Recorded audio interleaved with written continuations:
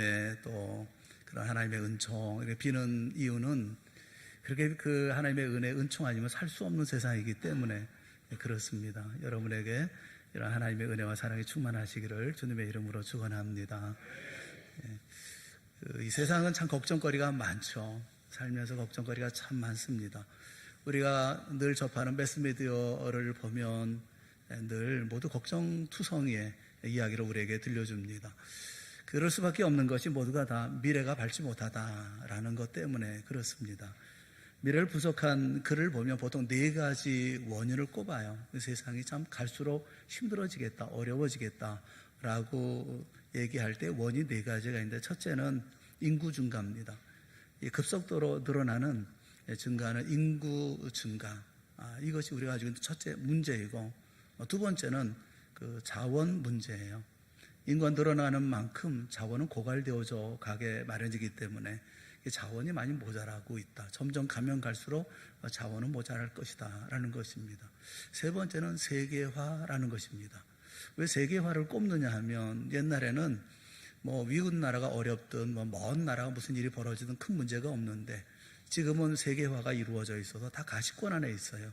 그래서 거기에서 문제가 생기면 이쪽에 큰 어려움이 있는 거예요. 서로가 영향을 끼치게 되어져 있기 때문에, 긴밀한 관계를 가지고 있기 때문에, 그래서 다 이렇게 세계화를 이룬 그 자체가 서로 뗄 수 없는 깊은 영향을 주고 있는데, 이것이 우리에게 미치는 영향이 크다라는 것입니다. 네 번째는 심각한 기후 변화예요. 어떻게 할 수 없을 만큼 이 기후의 변화는 우리가 감당이 안 되는 것이죠. 요즘에도 산책할 때도 마스크 쓰고 다니고, 또 벌써 봄도 사라지고 금방 또 여름이고, 또 가을도 없이 금방 겨울이 오고, 그런가 하면 여러 가지 어려운 자연재해들이 많이 있지 않습니까? 그러니까 문제가 계속 산적되어져 있다는 것이죠. 그래서 걱정이 끊어지지 않는다라는 거예요. 그 세상의 문제는 그렇다 치고, 그러면 개인은 행복합니까?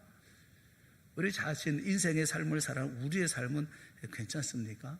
그렇지 않아요. 우리 인생도 걱정과 두려움의 연속입니다.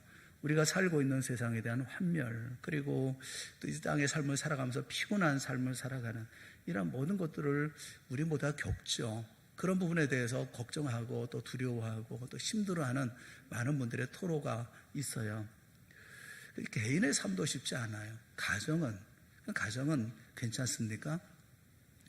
부부는 건강하고, 또 부모와 자녀 사이에 깊은 사랑과 신뢰, 또 끈끈한 정으로 말미암아서 그래서 가정은 화목합니까? 꼭 그렇지는 않아요. 시간이 갈수록 냉랭해지고, 또 소원해지고, 대화도 없고, 오히려 파고그렇지도 않는 가정의 모습을 많은 가정들이 보여주고 있어요. 나라는 어떻습니까? 이념과 사상, 또 통일 문제, 자기가 가지고 있는 생각 이런 생각들로 말미암아서 분열되고 나누어져 있는 이런 나라에 우리가 살고 있습니다. 주님은 아무것도 염려하지 말라 그렇게 말씀하셨지만, 잠시도 걱정을 내려놓을 수 없는 수많은 문제들 속에 우리가 지금 살고 있어요. 이 모든 난국처럼 보여지는 이런 모든 문제들, 해결할 수 없는 문제들, 이런 문제를 풀 수 있는 방법은 없을까? 풀 수 있는 열쇠는 없을까? 우리가 정말 행복한 세상을 살 수는 없는 것일까? 그런 고민, 또 그런 기대, 이런 마음들을 갖지요.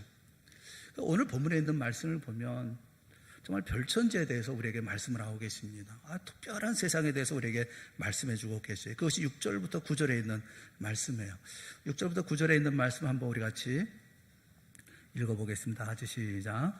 그때에 이리가 어린 양과 함께 살며 표범이 어린 염소와 함께 누우며 송아지와 어린 사자와 살찐 짐승이 함께 있어 어린 아이에게 끌리며 암소와 곰이 함께 먹으며 그것들의 새끼가 함께 엎드리며 사자가 소처럼 풀을 먹을 것이며 젖먹는 아이가 독사의 구멍에서 장난하며 젖된 어린아이가 독사의 굴에 손을 넣을 것이라. 내 거룩한 산 모든 곳에서 해됨도 없고 상함도 없을 것이니 이런 물이 바다를 덮음같이 여호와를 아는 지식이 세상에 충만할 것이니라. 아멘. 여러분의 읽는 모습을 이렇게 가만히 이렇게 소리를 들어보면 그냥 읽으셔요.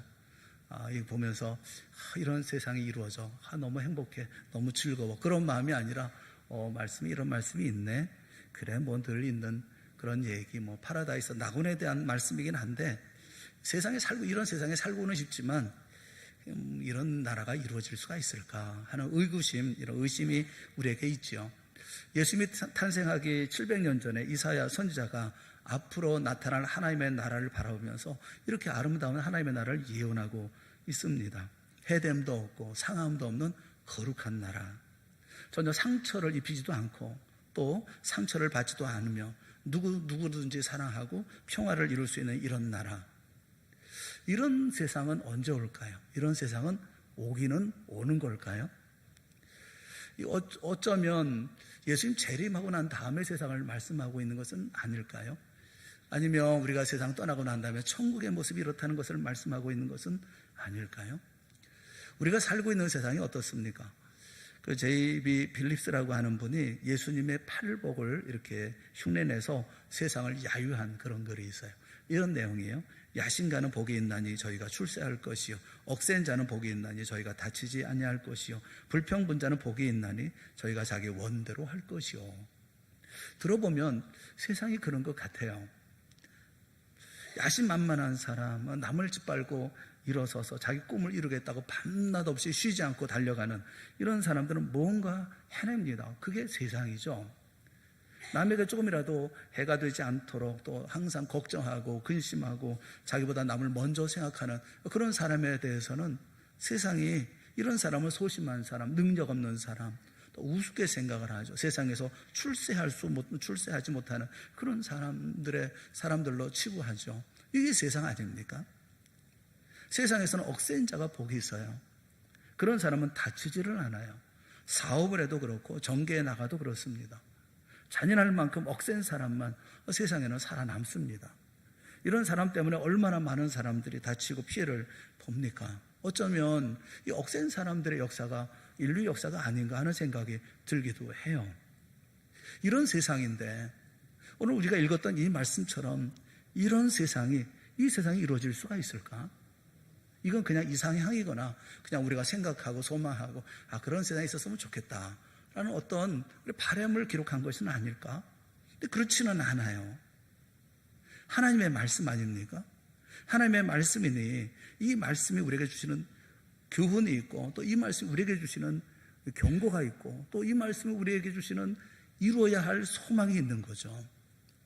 그 말씀을 자세히 한번 읽어보면 여기 6절을 시작할 때 뭐라고 말씀하느냐면 그때에 라고 말씀을 해요.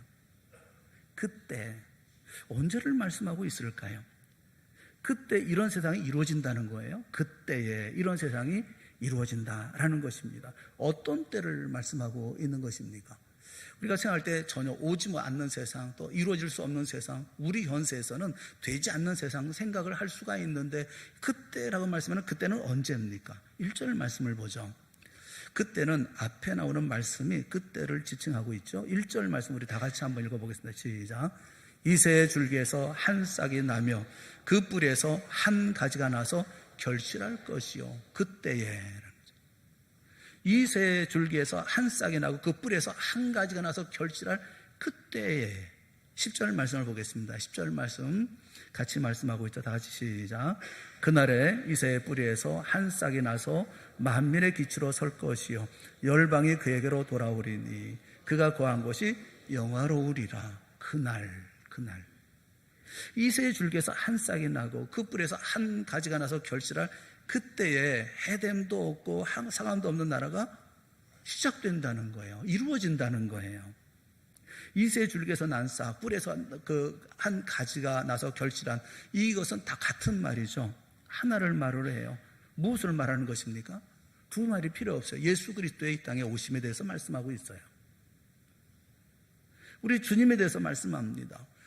우리 주님께서 세상에 인간의 몸을 입고 오신 하나님이신 예수 그리스도, 그분을 가르치는 거예요. 우리 주님 예수님이 세상에 오셔서 세상 모든 죄를 짊어지시고 십자가에 죽으시고 부활하심으로 우리의 모든 죄를 용서해 주시고 우리로 하나님의 자녀가 되게 하셨어요. 바로 이 예수님이 세상에 오심으로 해됨도 없고 상함도 없고 거룩한 나라가 시작된다는 거예요. 그러니까 이 나라는 먼 이후의 날도 아니고 우리가 상상하는 이상향의 나라도 아니고 소망하는 어떤 다른 나라, 우리가 이 땅에 이루어질 수 없는 그런 나라를 말씀하고 있는 게 아니라 현실 속에서 이루어질 나라를 말씀하고 있는 거예요. 지금 예수님께서 이 땅에 오실 때 이 나라가 이루어질 것에 대해서 말씀하고 있어요. 왜 이새의 줄기, 이새의 뿌리일까요? 왜 다윗의 줄기, 다윗의 뿌리라고 말씀하지 않을까요? 다윗이 왕이 되기 전에 이새의 가문은 존재하지 않았던 가문이었습니다. 베들레헴 벽천에서 양이나 치고 농사나 짓는 초라한 그런 가정이었죠. 이새의 줄기에서 가지가 난다, 또 결실이 된다고 하는 것은 메시아가 이런 초라한 가정에서 태어난다는 그런 말씀이에요. 그 말씀처럼 예수께서 이 땅에 오실 때 고운 모양도 없고 풍채도 없고 그리고 우리 보기에 흠모할 만한 아름다운 모습, 이런 모든 모습들이 있지 않았다. 하나도 없었다. 사람들이 관심이 없었다. 그렇게 말씀하고 있잖아요. 말구에서 태어나시고 목소의 아들로 인생을 사시고 죽으실 때는 너무 비참하게 십자가에 달려서 죽으시는 모습, 마치 이새의 줄기에서 나오는, 또 이새의 뿌리에서 나오는 이런 모습, 아주 초라한 모습 아닙니까? 예수님의 모습을 고스란히 우리에게 말씀해주고 있죠. 바로 이 예수님이야말로 이 세상의 모든 문제를 풀어나갈 수 있는 이런 새로운 세상을 만들어가는 놀라운 역사의 시작이라고 우리에게 말씀을 해주고 있어요. 예수님께서 이 땅에 오심으로 해됨도 없고 상함도 없고 거룩한 나라를 이루는 그 유일한 길이 바로 예수께서 이 땅에 오시는 것이라고 말씀하고 있어요. 요한복음 14장 6절에 보면 내가 곧 길이요 진리요 생명이니 나로 말미암지 않고는 아버지께로 올 자가 없느니라 라고 말씀하고 계십니다. 사랑의 나라, 평화의 나라, 해됨도 없고 상함도 없는 이런 거룩한 나라를 이룰 수 있는 유일한 길이 예수님이에요. 이것이 진리예요. 영원한 나라의 생명을 우리에게 전달해주는 유일한 통로가 예수님이라는 걸 말씀하고 있어요. 예수님이 유일한 길이라고 말씀하고 있어요. 이거 얼마나 놀라운 일입니까? 예수님이 이 땅에 오십니다. 그래서 모든 문제는 해결이 되어지는 거예요. 모든 문제는 풀어지는 거예요. 그것이 가정의 문제든, 교회의 문제든, 그것이 나라와 민족의 문제든, 내 개인의 문제든, 이 세상에 어떤 문제를 할지라도 이 모든 것을 풀어나갈 수 있는, 온 세상에 이런 아름다운 세상이 되어질 수 있는 이 열쇠는 바로 예수님이 이 땅에 오시는 것이라고요. 예수님이 안 오셨습니까? 아직 안 오셔서 우리는 기다려야 되나요? 오셨잖아요.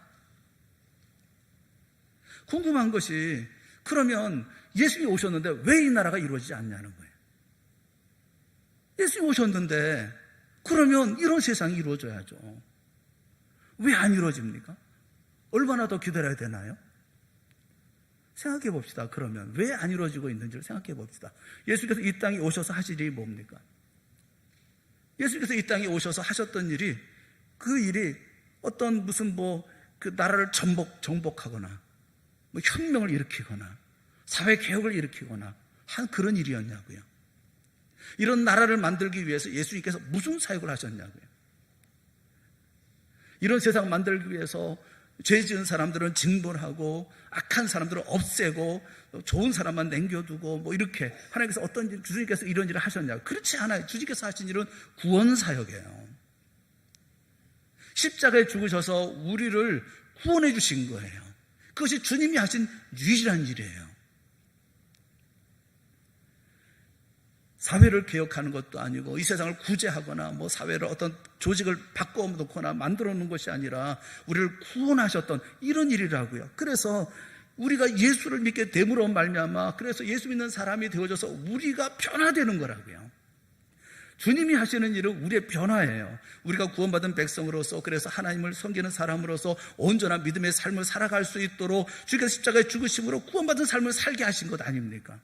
그러니까 우리가 변화되어줘야죠. 우리 안에 있는 악한 짐승들이 변화되어져야 되는 거 아니겠어요? 이리가 변하고 표범이 변하고 사자가 변하고 곰이 변하고 독사가 변해야 되는 거 아닙니까? 그렇게 해치고 갈기갈기 찢어놓고 생명을 사냥하고 그랬던 사나운 야수들이 이제 변해서 어린 점수와 함께 송아지와 함께 어린 나이와 함께 거하는 평화로운 세계를 만들어가야 하는 일, 우리가 하는 거 아닙니까?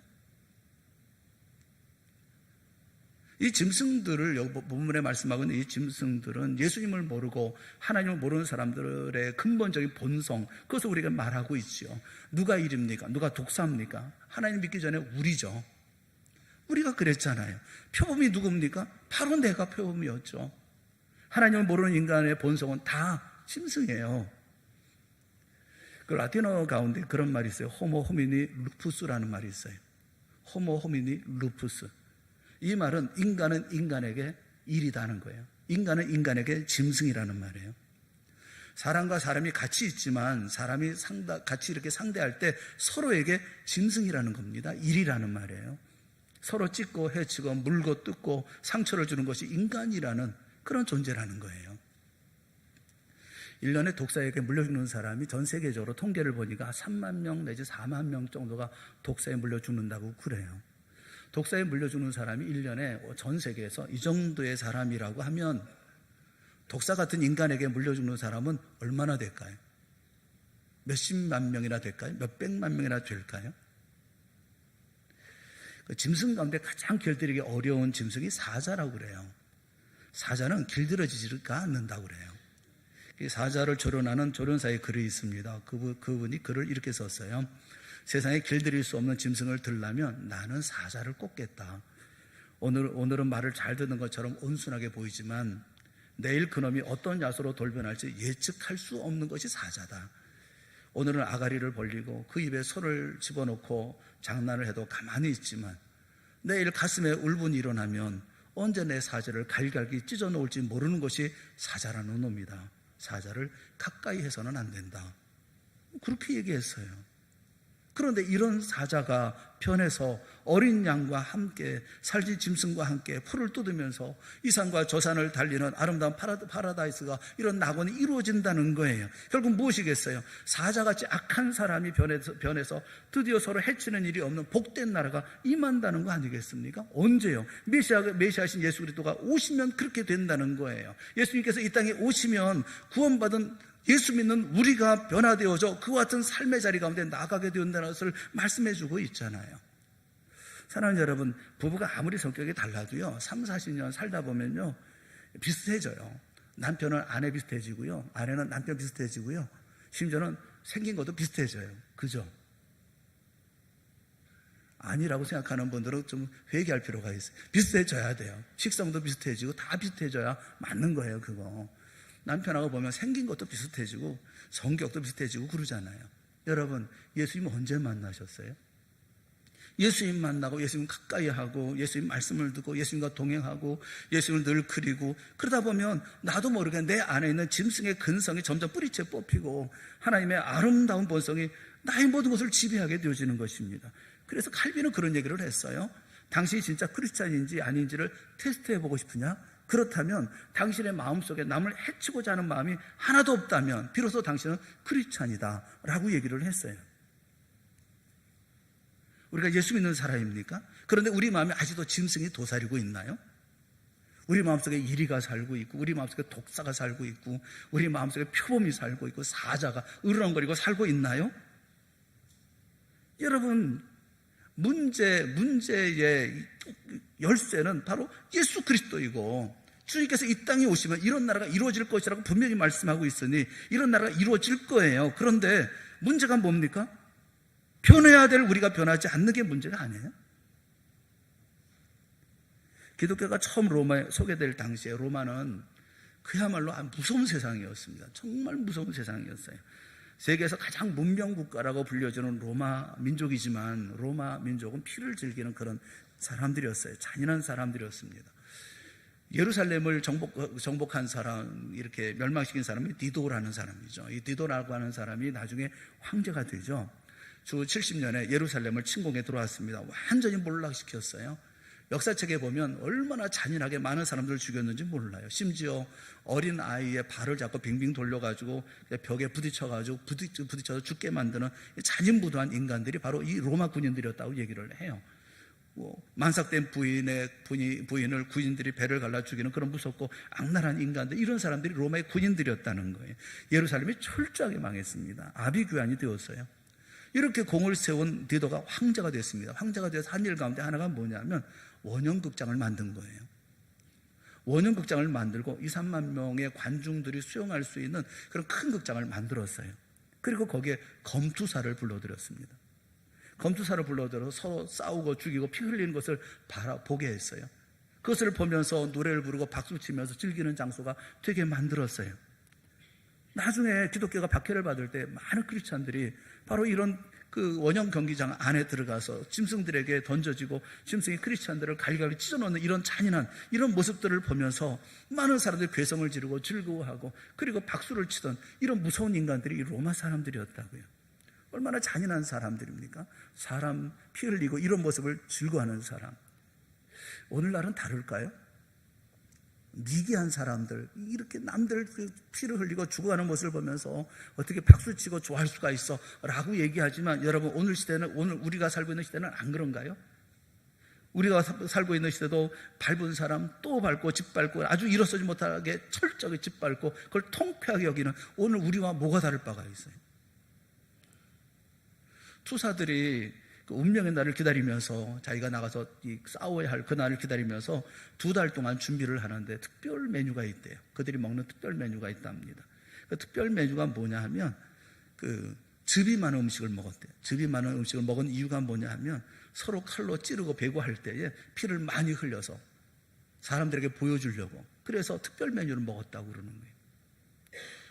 이게 로마가 가지고 있었던 풍습이고 즐거워했던 그들의 오락거리였다고요. 그런데 이세 줄기에서 나온 연약한 싹 같은 예수 그리스도, 우리 주님의 이름이 베드로를 통해서, 사도 바울을 통해서 로마 지역에 흘러들어가기 시작했습니다. 노예들이 예수님을 알게 되면서 그들의 본성이 변해요. 어린 양같이 변하기 시작합니다. 로마의 밑바닥에서도 변화가 시작이 되었습니다. 예수 그리스도로부터 시작되어진 구원의 놀라운 역사가 로마 밑바닥을 흔들어대기 시작했어요. 짐승 같은 사람들이 변화되기 시작했습니다. 불과 300년이 되지 않아서 그 무서운 민족이 십자가 앞에 무릎을 꿇고 하나님 앞에 돌아오는 역사가 일어났어요. 예수 그리스도는 사람을 변하게 하는 거예요. 삶이 변하게 만드는 거예요. 그분이 바로 예수 그리스도예요. 벤허라는 영화 보셨습니까? 벤허. 벤이라는 말은 아들이라는 말이고, 허라는 것은 그 성이에요. 허씨 아들, 벤허예요. 벤허라는 영화의 명장면이 뭡니까? 박사님, 명장면이 뭐예요? 그게 뭐야 이게? 마차경주. 모두가 다 벤허하면 그 전차경주 이거를 많이 기억을 하더라고요. 잔인한 것만 기억해 사람들이. 저는 그거보다 더 가슴이 이렇게 아프게 머릿속에 가슴에 확 남았던 게 뭐냐면 노예선이에요. 그 노예선에 벤노가 끌려갔을 때 그 노예선에서 그 뱀이창에서 그 분노로 이글이글거리면서 이제 폭수심에서 그래가지고 온 힘을 다해가지고 배에 놓아줬는 그런 그 분노심에 사로잡혀 있었던 그런 벤노의 모습을 잊을 수가 없어요. 그 사람은 그 하나 때문에, 복수하겠다는 그 하나 때문에 살아남잖아요. 거기까지 올라가잖아요. 전차경까지 하잖아요. 그랬던 사람인데 그가 예수님을 만나잖아요. 예수님 만나고 손에서 칼이 떨어져 나가고, 그리고 난 후에 모든 사람들을 용서하고 이해하고, 그랬을 때 그의 마음에 짐승이 변하지 않습니까? 해됨도 상함도 없는 아름다운 나라가 가슴속에 찾아오지 않습니까? 메시아, 우리의 왕, 우리의 구주, 비록 이새의 그루터기에서 난 줄기같이 보잘것도 없고 천한 모습이지만 그분만이 우리에게 참 세상을 열어주는 유일한 열쇠인 거예요. 그분만이 우리의 삶 속에 새로운 세계를 만들어주시는 그런 분인 거예요. 주님 만나는 사람마다 짐승의 본능이 바뀌어서 주님의 형상을 닮아가고, 드디어 그런 사람이 많아지는 곳에 서로 해치고 복수하는 일이 끊어지고 사라지고, 그리고 평화와 기쁨이 넘치는 나라로 바뀌게 되어지는 것 아닙니까? 우리를 생각해보자. 그러면 예수님이 이미 오셨어요. 우리는 예수 믿은 지 이만큼 됐어요. 어떤 분은 10년도 됐고, 어떤 분은 20년도 됐고, 어떤 분은 30년도 됐어요. 자, 그러면 우리의 삶 속에 이 나라가 이루어지고 있습니까? 우리 가정에 이와 같은 나라가 이루어지고 있습니까? 우리 교회에 이런 나라가 이루어지고 있습니까? 6월이라 이 나라를 걱정하는 마음들이 참 많아요. 그런데 저는 보면서 그런 마음이 들어요. 진보니 보수니 뭐 좌파니 우파니 편을 갈라서 이렇게 서로 다투고 싸우는 모습을 보면, 그것 때문에 마음에 상처를 입었다느니 뭐 서로 그것 때문에 어려워하고 힘들어하는 모습을 보면 너무 답답한 거예요. 예수 믿는 사람에 무슨 진보가 있고 무슨 보수가 있어요. 여러분, 좌파가 우파가 아니라 우리 예수 그리스도파예요. 세상의 모든 것을 인도하시고 모든 것을 열 수 있는 열쇠, 그럼 예수 그리스도라고요. 문제를 예수 그리스도로 풀어야 되는 것이지 다른 거 가져야 되는 건 아니잖아요. 우리의 기초는 예수 그리스도예요. 우리의 근거는 예수 그리스도예요. 민족의 문제를 풀 열쇠도 예수 그리스도예요. 복음 외에는 없어요. 우리 가정의 문제를 풀 수 있는 열쇠도 예수 그리스도 복음밖에는 없어요. 여러분의 마음에 아직도 짐승 같은 마음이 있거나 짐승 닮은 마음이 있다고 한다면 예수님을 통해서 하나님 만나지 못한 사람일 수 있어요. 예수님 만난 우리는 더 이상 독사일 수가 없다고요. 더 이상 이리가 될 수가 없다고요. 더 이상 사자가 될 수가 없다고요. 하나님이 세상을 만드실 때 서로 잡아먹으라고 창조하지 않으셨어요. 서로 해치라고 이빨을 주시고 손톱을 주고 발톱을 주시지 않으셨어요. 오늘 본문의 말씀을 이렇게 보면 하나님이 찬란한 보좌에 앉으셔서 이 세상을 바라보시는 것 같아요. 그 앞으로 지나가는 많은 피조물들을 바라보고 계시는 것 같습니다. 이 행진이 있어요. 곰이 지나가고 사자가 지나가고 거기에 독사가 지나가고 이런 모든 모습들이 보여져요. 그런데 여러분, 중요한 게 이 행진을 이끄는 이가 누구냐고요. 이 행진을 이끄는 이가 누굽니까? 이사야는 어린아이라고 얘기를 해요. 어린아이. 어린아이라는 말이 여기 3번 등장해요. 짧은 구절에 어린아이가 3번이나 나와요. 어린아이가 이끄는 세상. 이리도 표범도 사자도 곰도 독사도 어린아이가 이끌어가는 세상. 그게 하나님께서 만드는 세상이라는 거예요. 사랑하는 여러분 모두가 다 오히려 짐승이 아니라, 변화된 짐승이 아니라 어린아이들이 되어질 수 있기를 주님의 이름으로 축원합니다. 세상은 어린아이가 육이 되는 세상이에요. 예전에 애굽의 한 모래톱에서 발굴된 그 서신이 있습니다. 양피지가 있었는데 그 양피지가 편지예요, 편지. 남편이 아내에게 보내는 편지가 발견되었어요. 그 내용을 보면 이런 내용이에요. 그 아내에게 편지를 보내면서 금방 태어난 그 아이를 버려라, 그런 내용이에요. 그러니까 갓 태어난 아이가 여자아이였는데 아버지는 딸아이를 원치 않는다는, 그러니까 버리라는 거예요. 당시 법에 의해서 로마 전역에서 아버지가 아이를 원하지 않으면, 특히 딸일 경우에는 뭐 길거리에 버리거나 광야에 버릴 수가 있어요.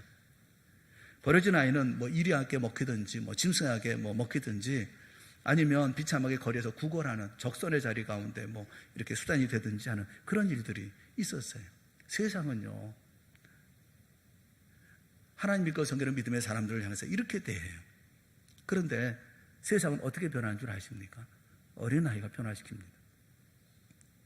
모세의 누이였던 어린아이였던 미리암이 모세를 따라가죠. 그래서 그에게 어머니 유니게를 소개해 주죠. 그래서 애굽 해방의 역사가 시작되잖아요. 어린아이 사무엘을 위해서 이스라엘이라는 한 나라가 바르게 세워지지 않습니까? 한 어린아이에 의해서 나하만은 문둥병을 고칩니다.